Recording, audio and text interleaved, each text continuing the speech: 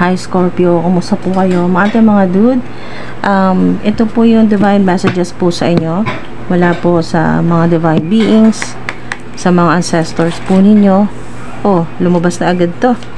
Okay? Nung unang mensahe sa inyo ng Divine Universe, ni Mother Gaia, ng mga ancestors, o ng guardian angels po ninyo mga dude.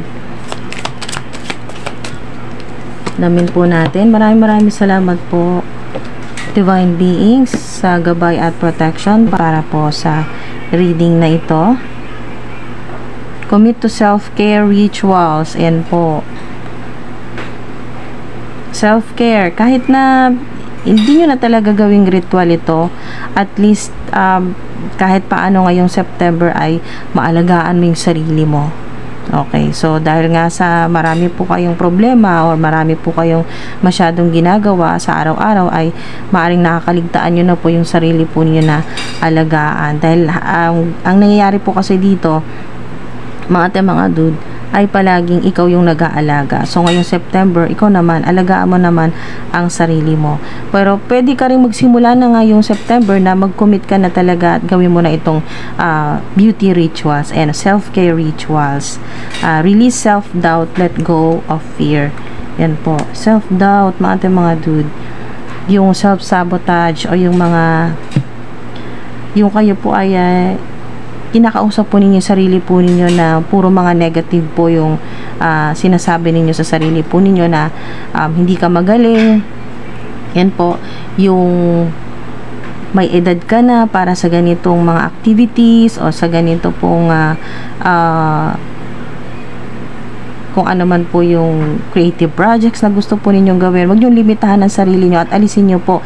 I-release niyo na po itong self-doubt o yung takot po ninyo mga dude, at ibigay niyo na po yan kay Mother Gaia sa Divine Universe para ma-recycle po yan at maging abundance at maging pampabeauty niyo na rin po. Yan po mga dude, lalo na sa nagmamanifest po na bumalik yung dati pong younger, yan po, na skin po ninyo, yan po, na yung ma-rejuvenate kanya po ng mga dude. Ano man po yung edad po ninyo sa kasalukuyan, ay paalala sa inyo ng mga ancestors po ninyo na mas alagaan mo na ang sarili mo. Commit to self-care rituals. Alisin nyo yung stress, yung takot, yung self-doubt. I-release nyo na po yan. Your reality is a reflection of your inner world. Yan po mga dude. So, kung ano yung naiisip mo palagi, yan po yung mangyayari. Kaya, iwasan mo mag-isip na yun po yung may kulang sa'yo, yung hindi ka maganda, hindi ka gwapo, yung mga ganong energy na not enough, ganyan po. Or, yung lagi ka na lang nahihirapan sa pera. Iwasan nyo po yung ganyan pong negative self-talk, yung mga ganyan po na mga naiisip po ninyo, no? Kasi yan po yung magre-reflect. Yan po yung mangyayari din sa physical realm. Dito po sa reality, ganun po yung mangyayari. So, kung ang iniisip nyo po ay iniisip nyo po ay kayo po ay maganda, gwapo, attractive, healthy, ayan po, divine, yan po, no? Wealthy po kayo, mayaman po kayo. Kung yan po yung lagi po ninyong iniisip, yan na rin po yung mangyayari sa reality. Yan po, no, mga dude. Okay, so tuloy lang po tayo.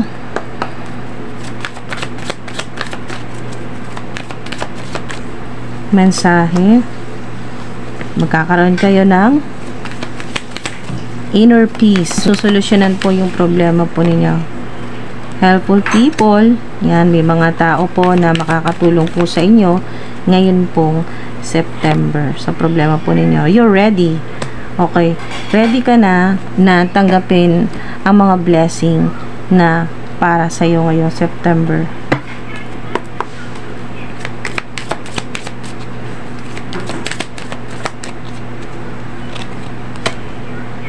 Wow, Queen of Wands. Okay, so meron ditong may alaga po kayong pusa. Stability yan, mga dude. Meron po kayong ancestor na mother figure o dito po sa reality, dito po sa physical realm, meron pong mother figure na tumutulong po sa inyo.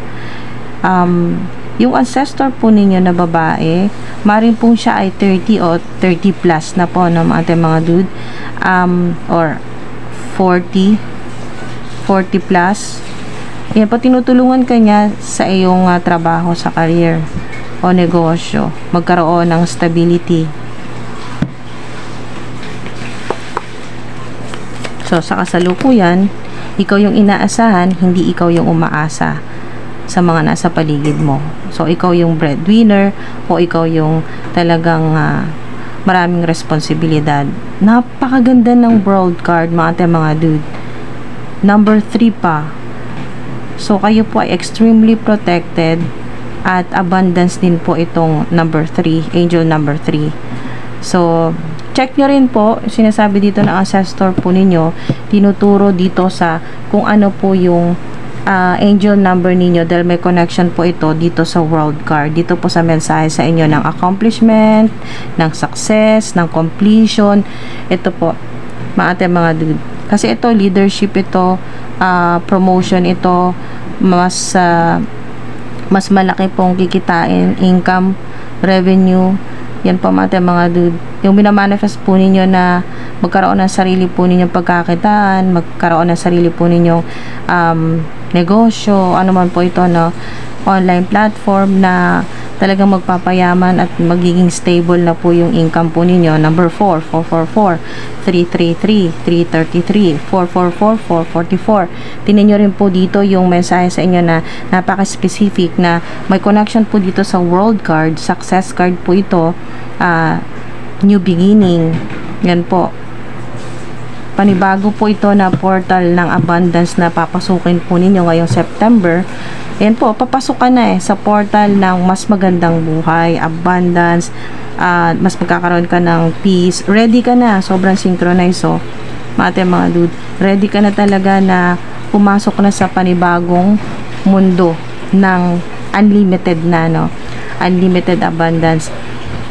So, mga dude, tingnan nyo dito sa oras nyo ngayon, kung ano yung oras, at tingnan nyo rin po sa internet kung ano po yung meaning. Kasi may connection daw po yan dito sa world card. Success card po yan, no? Abundance card po yan. New beginnings para sa ilan. Bago. So, maaari din po na confirmation nito na kung meron kang gagawin ngayong September or kakasimula mo pa lang sa ikatatlong buwan, ito na po yun. Papasukin mo na yung mundo o yung portal ng abundance, yung doorway ng abundance na talagang unlimited na yung pera or mas malaki na po yung kikitain po ninyo at mas magiging maayos. Hindi lang po ito sa pera hindi lang po ito pera mga dude. Mas magiging maayos yung buhay mo, yung pamumuhay mo, yung kalusugan mo, yung relationships. Ganda yan mga dude. World, good karma mo yan sa tagal ng 3 siglo. Naririnig ko dito 3 siglo na or pangatlong henerasyon ka na talagang ikaw yung halos nagpasa ng hirap. Pinasan mo rin yung hirap ng mga or karma ng mga nauna sa iyo, mga ancestors mo. So napakagaling mo mga dude.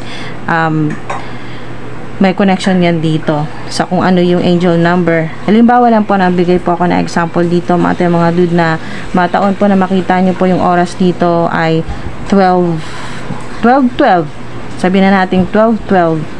At yung 12 kasi ay 1 plus 2 ay 3 din po, no? So 3. So puro kayo 3. So sobrang synchronized niya na konektado pa rin sa number 3. Yan po, lalo na po sa nasakto po na pagtingin po ninyo ay 12 or 12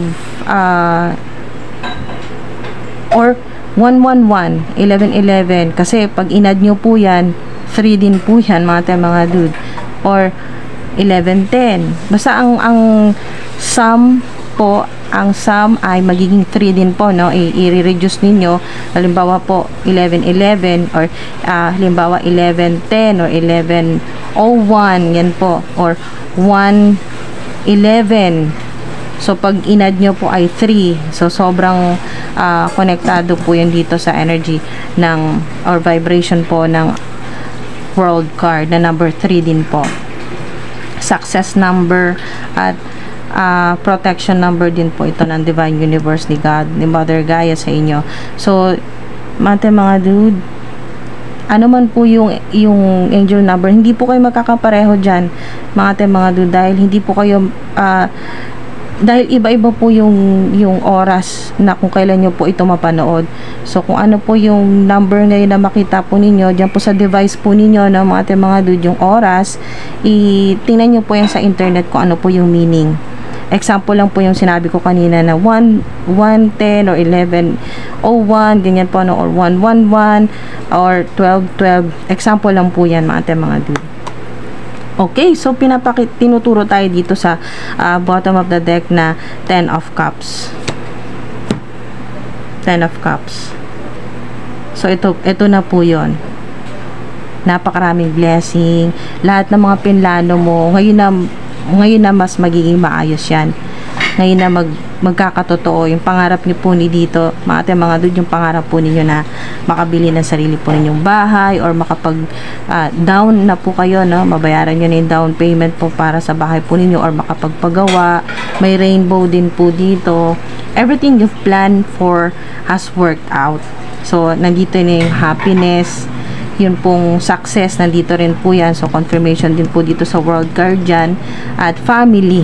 Kasi talagang, ang marami po sa inyo ay talagang ang pangarap po ninyo, hindi lang para sa sarili nyo, para din po sa pamilya po ninyo, no? Sa mga bata, lalo na kung may mga bata po sa pamilya, yung may mga matanda din po, yun po, may senior po kayo, senior citizen po sa pamilya po ninyo, lahat na po yan, no, damay na po yan. Nandito na kasi yung abundance, yung healing, yung happiness, so belonging, so wala na pong maitsapwera sa pamilya kasi nga nandito yung abundance, walang magdaramot, no, walang magdadamot po sa biyaya dahil napakarami nito.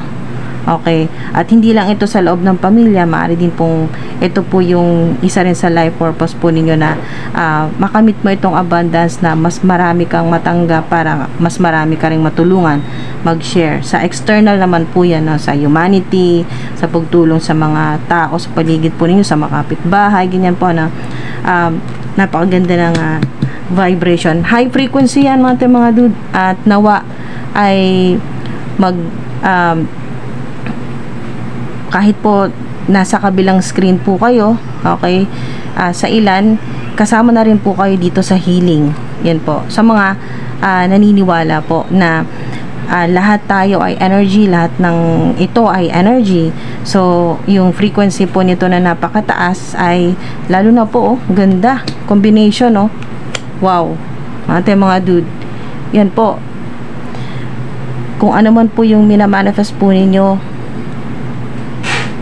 lalo na po sa mga umabot po sa video na to, mga dude, nandito na po yung high frequency ay magmanifest na po ito sa buhay po ninyo ngayon. Magsimula po ngayon na mapanood nyo po ito, nawa ay mag-resonate po or mangyari na ito sa inyo, na yung kung ano man po yung minamanifest, lalo na sa happiness, abundance po ninyo, success, great success ito eh.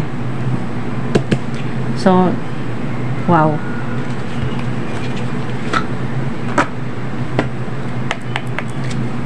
Isang sign din po yun na makakita po kayo ng rainbow, mga dude. Aries, yan po. Meron pong Aries na makakatulong po sa inyo. Or kasama po ninyo sa bahay, kasama ninyo sa buhay na Aries po, no? Aries sign na magaan yung energy. Siya yung nakakatulong sa'yo energetically, mga dude. Meron din pong initial na M, letter P, letter S. Merong letter D as in Delta. Meron pong letter F, Pisces. Meron nakakatulong po sa inyo na Pisces. Ayan, no? Wow. There will be, success. May benefits. North Node, yung pangarap po ninyo, mga dude. Yung pangarap po ninyo. na successful na buhay o yung career o kung ano man po yung pangarap ninyo na maaring nung bata po kayo, pangarap nyo yan o nag-wish po kayo nung bata pa po kayo, no? May mga stars, so ibig sabihin wow, napakaraming stars, literal na napakaraming stars, no? Mga dude, maaring nga ilan sa inyo na nanonood po ngayon dito po ay mga public influencers. Hello po sa inyo mga dude, sa mga may online platforms po, ayun po mga dude, ay sinunod nyo yung North Node po ninyo. At ito yung magdadala sa inyo ng abundance. Infinite yan. Unlimited abundance po yan. Dahil ito po yun, no? Rainbow. 10 of Cups. So, only. At ito yung success. Diba? Confirmation ng success. May makakatulong sa inyo na yan po, may makakatulong sa inyo na Cancer sign. Cancerian. Meron pong makakatulong sa inyo na Cancerian, Aries o Pisces. Meron din pong Earth sign, Virgo, Taurus, Capricorn. Okay, 2 beses dito may Pisces. Pisces din po kasi itong 10 of Cups. May Cancerian, Fire sign. Meron pong Aries, Sagittarius, Leo, Fire sign. May Pipino. Okay. So, meron po kinalaman sa pipino. Cucumber, mga dude. So, maaari din po na isa ito sa clue ng ancestor po ninyo na makakatulong sa kalusugan po ninyo or sa beauty rituals po ninyo yan. Wow.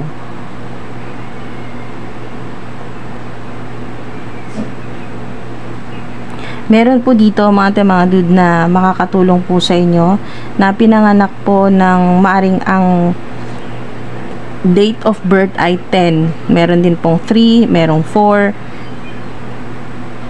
Meron po kayong nakakasalamuha o malapit po sa inyo na ang birth month naman po ay October, meron pong March, meron pong April.